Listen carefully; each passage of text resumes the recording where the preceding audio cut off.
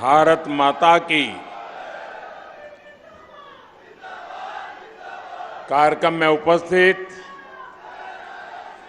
राजस्थान के आदरणीय मुख्यमंत्री श्रीमान अशोक गहलोत जी, मध्य प्रदेश के गवर्नर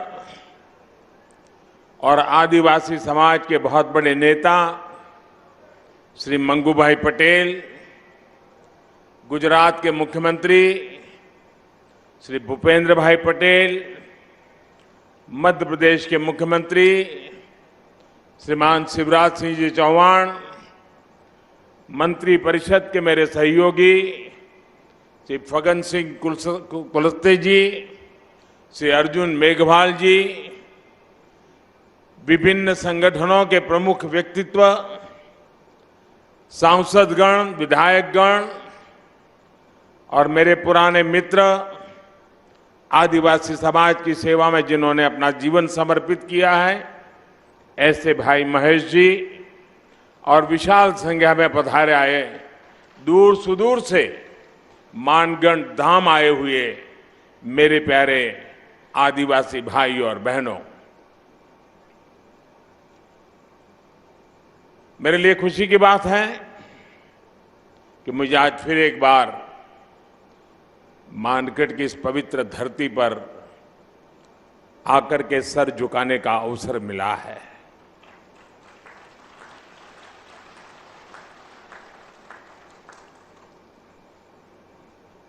मुख्यमंत्री के नाते अशोक जी और हम साथ साथ काम करते रहे और अशोक जी हमारी जो मुख्यमंत्रियों की जमात थी उसमें सबसे सीनियर थे, सबसे सीनियर मुख्यमंत्रियों में है। और अभी भी हम जो मंच पे बैठे हैं उसमें भी अशोक जी सीनियर मुख्यमंत्रियों में से एक है। तो उनका यहां आना, इस कार्यक्रम में उपस्थित रहना, साथियों, आजादी के अमृत महोत्सव में हम सभी का मानगढ़ धाम आना, ये हम सबके लिए प्रेरक है, हमारे लिए सुखद है। मानगढ़ धाम जनजातीय वीर वीरांगनाओं के तप, त्याग, तपस्या और देशभक्ति का प्रतिबिंब है। ये राजस्थान, गुजरात, मध्य प्रदेश और महाराष्ट्र के लोगों की साझी विरासत है। परसों यानी 30 अक्टूबर को गोविंद गुरु जी की पुण्यतिथि थी। मैं सभी देशवासियों की तरफ से गोविंद गुरु जी को पुनः श्रद्धांजलि अर्पित करता हूं। मैं गोविंद गुरु जी की तप तपस्या, उनके विचारों और आदर्शों को प्रणाम करता हूं। भाई और बहनों, गुजरात का मुख्यमंत्री रहते हुए मानगढ़ का जो क्षेत्र गुजरात में पड़ता है, मुझे उसकी सेवा का सौभाग्य मिला था। उसी क्षेत्र में गोविंद गुरु ने अपने जीवन के अंतिम वर्ष भी बिताए थे। उनकी ऊर्जा, उनकी शिक्षाएं आज भी इस मिट्टी में महसूस की जा रही हैं। मैं विशेष रूप से हमारे कटाराय कनकमल जी का और यहां के समाज का भी आज सर झुका करके नमन करना चाहता हूं। जब मैं पहले आता था, एक पूरा वीरान क्षेत्र था और मैंने आग्रह किया था वन महोत्सव के द्वारा। आज मुझे इतना संतोष हुआ, चारों तरफ मुझे हरियाली नजर आ रही है। आपने पूरे श्रद्धाभाव से वन विकास के लिए जो काम किया है, इस क्षेत्र को जिस प्रकार से हरा भरा बना दिया है, मैं इसके लिए यहां के सभी साथियों का हृदय से आज मैं अभिनंदन करता हूं। साथियों, उस क्षेत्र में जब विकास हुआ जब सड़कें बनी तो वहां के लोगों का जीवन तो बेहतर हुआ ही, गोविंद गुरु की शिक्षाओं का भी विस्तार हुआ। साथियों, गोविंद गुरु जैसे महान स्वतंत्रता सेनानी भारत की परंपराओं के, भारत के आदर्शों के प्रतिनिधि थे। वो किसी रियासत के राजा नहीं थे, लेकिन फिर भी वो लाखों लाखों आदिवासियों के नायक थे। अपने जीवन में उन्होंने अपना परिवार खो दिया, लेकिन हौसला कभी नहीं खोया। उन्होंने हर आदिवासी को, हर कमजोर, गरीब और भारतवासी को अपना परिवार बनाया। गोविंद गुरु ने अगर आदिवासी समाज के शोषण के खिलाफ अंग्रेजी हुकूमत से संघर्ष का बिगुल फूंका, तो साथ ही अपने समाज की बुराइयों के खिलाफ भी उन्होंने लड़ाई लड़ी थी। वो एक समाज सुधारक भी थे, वो एक आध्यात्मिक गुरु भी थे, वो एक संत भी थे, वो एक लोक नेता भी थे। उनके जीवन में हमें साहस, शौर्य के जितने महान दर्शन होते हैं, उतना ही ऊंचा उनका दार्शनिक और बौद्धिक चिंतन भी था। गोविंद गुरु का वो चिंतन, वो बोध आज भी उनकी धुनी के रूप में मानगढ़ धाम में अखंड रूप से प्रदीप्त हो रहा है। और उनकी संप सभा, देखिए शब्द भी कितना मार्मिक है। संप सभा, समाज के हर तबके में संप भाव पैदा हो, इसलिए उन्होंने संप सभा के आदर्श आज भी एकजुटता, प्रेम और भाईचारा की प्रेरणा दे रहे हैं। उनके भगत अनुयायी आज भी भारत की आध्यात्मिकता को आगे बढ़ा रहे हैं। साथियों, 17 नवंबर 1913 को मानगढ़ में जो नरसंहार हुआ, वो अंग्रेजी हुकूमत की क्रूरता की पराकाष्ठा थी। एक और आजादी में निष्ठा रखने वाले भोले भाले आदिवासी भाई बहन, तो दूसरी ओर दुनिया को गुलाम बनाने की सोच। मानगढ़ की इस पहाड़ी पर अंग्रेजी हुकूमत ने 1,500 से ज्यादा युवाओं, बुजुर्गों, महिलाओं को घेर करके उन्हें मौत के घाट उतार दिया। आप कल्पना कर सकते हैं, एक साथ 1,500 से ज्यादा लोगों की जघन्य हत्या करने का पाप किया गया। दुर्भाग्य से आदिवासी समाज के इस संघर्ष और बलिदान को आजादी के बाद लिखे गए इतिहास में जो जगह मिलनी चाहिए थी, वो नहीं मिली।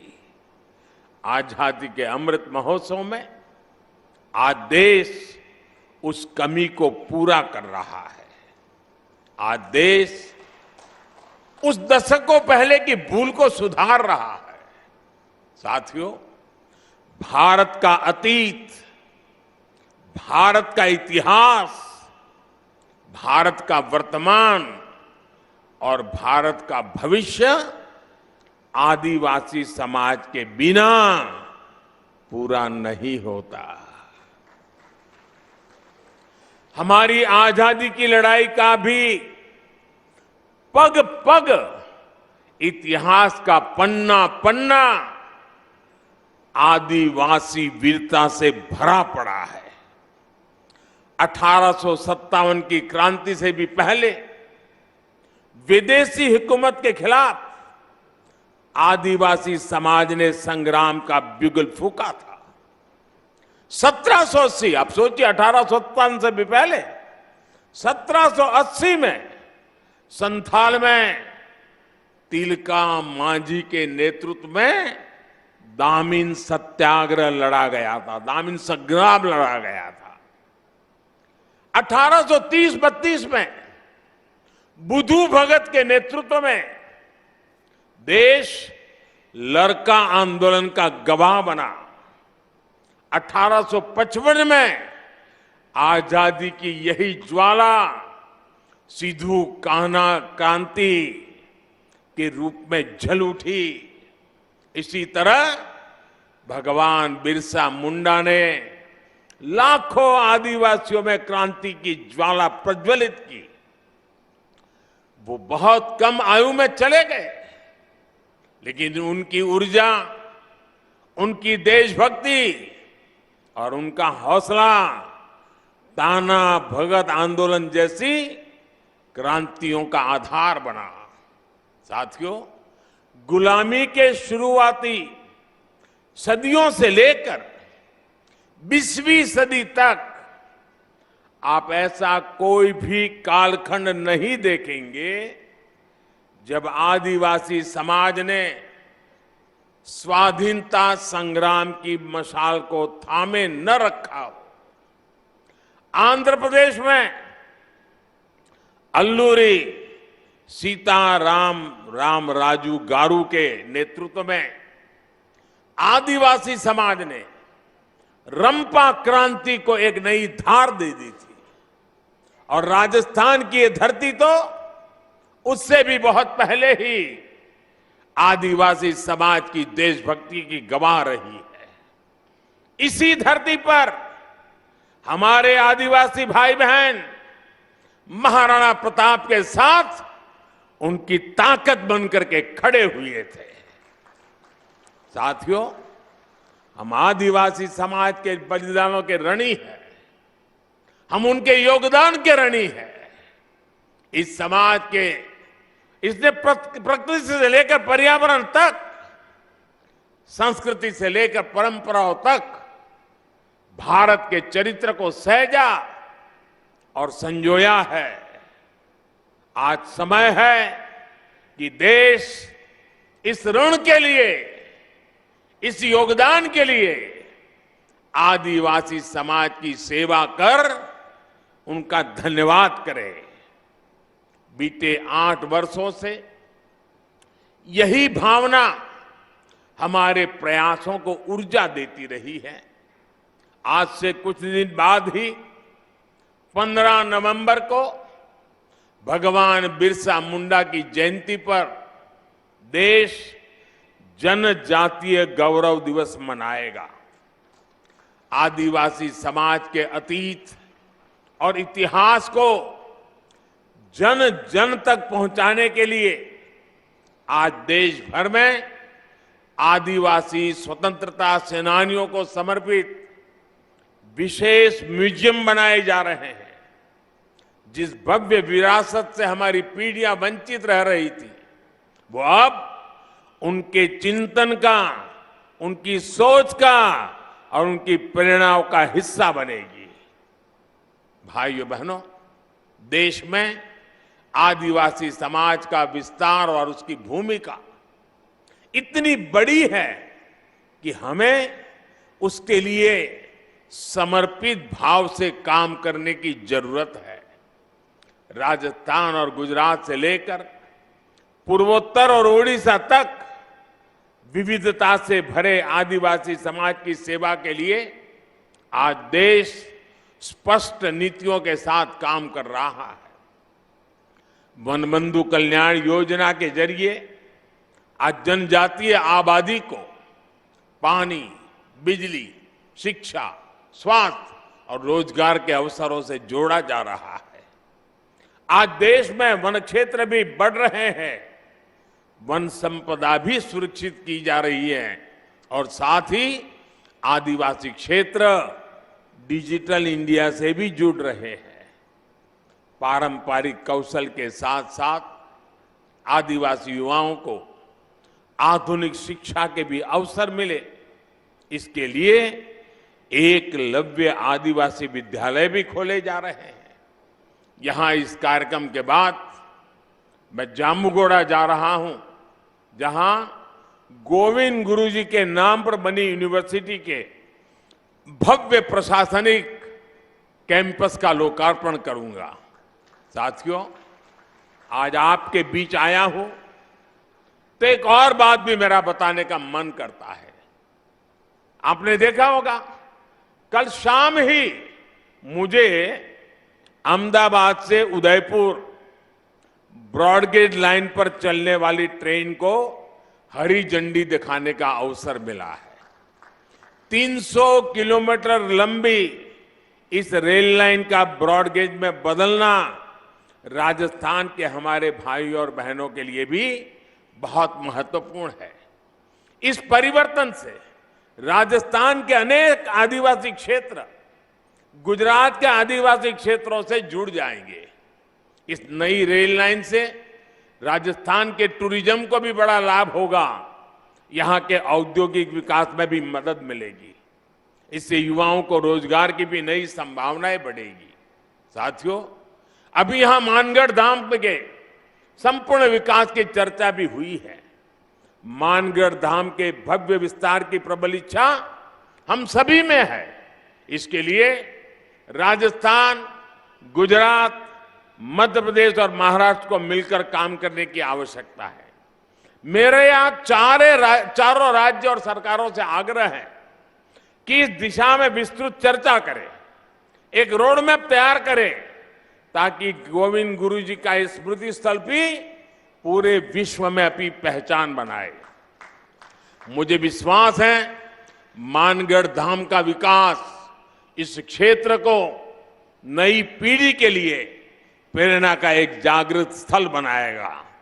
और मैं ये विश्वास दिलाता हूं, क्योंकि कई दिनों से हमारी चर्चा चल रही है, जितना जल्दी, जितना ज्यादा क्षेत्र हम निर्धारित करेंगे, तो फिर सब मिलकर के और भारत सरकार के नेतृत्व में हम इसको और अधिक विकास कर सकते हैं।